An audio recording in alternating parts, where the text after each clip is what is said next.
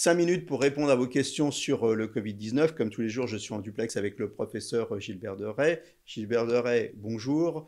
Le confinement, il va durer encore un petit moment, mais pour être tout à fait honnête, tout le monde commence à en avoir un petit peu marre et on aimerait bien parler de la sortie de confinement. Alors, comment on va s'organiser pour cette sortie de confinement?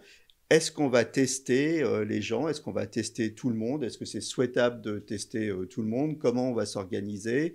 Et est-ce qu'on va, comme on l'entend, dire qu'on va se déconfiner par tranche d'âge, par zone géographique? Est-ce que tout ça a un sens scientifiquement? Alors moi, évidemment, je vais vous répondre en tant que médecin scientifique, hein. Le déconfinement, c'est crucial. Et si on rate le déconfinement, c'est une catastrophe.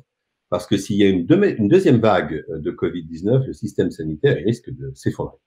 Voilà ce que moi, je pense serait idéal. Premièrement, il faudrait qu'on ait des tests disponibles à très grande échelle.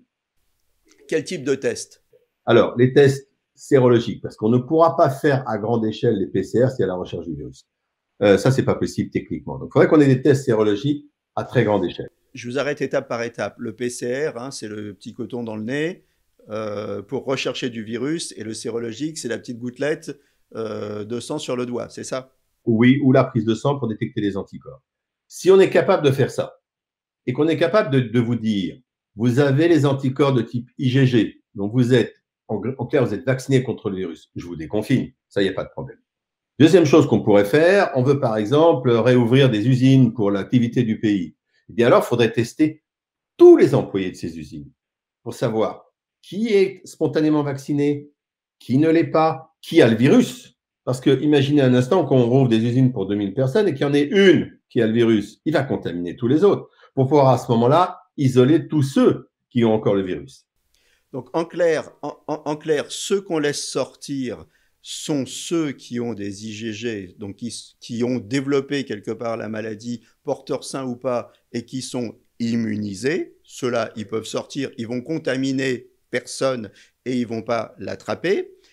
On ne laisse pas sortir ceux qui sont contaminants, c'est-à-dire qui sont en train de développer la maladie, donc qui ont du virus. Et quid des gens qui ne sont pas malades alors? Parce que eux, ils peuvent l'attraper finalement. Mais ils peuvent sortir parce qu'ils ne sont pas contaminants. Pour les gens qui ne sont pas malades, moi, je verrais deux catégories. Vous avez les très à risque, c'est-à-dire les personnes âgées, les gens qui ont beaucoup de maladies. Et ceux-là, moi, je ne me presserai pas pour faire le déconfinement parce que c'est une catastrophe quand ils ont le virus. Puis vous avez les autres.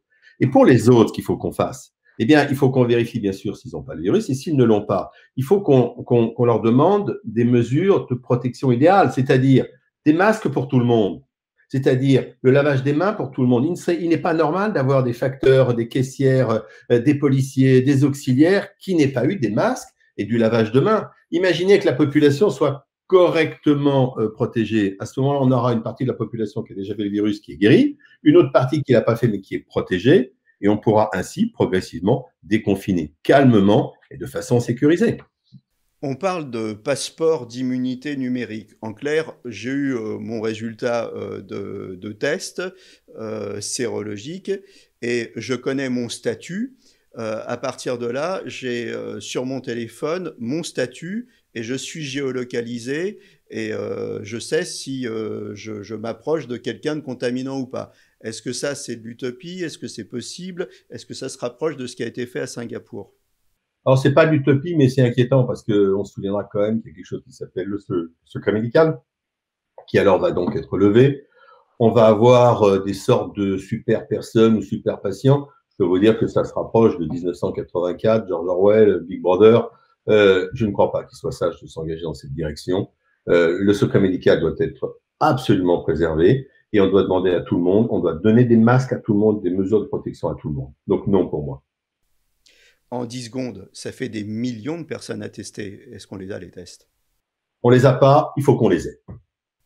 Voilà, donc c'est important de poser les questions maintenant pour commencer à anticiper maintenant la sortie du confinement qui se profile à quelques semaines maintenant. Ah, c'est capital, hein. Si on rate le déconfinement, c'est une catastrophe. Voilà, je vous remercie, professeur Gilbert Deray, de nous avoir expliqué comment on devait idéalement sortir de ce confinement.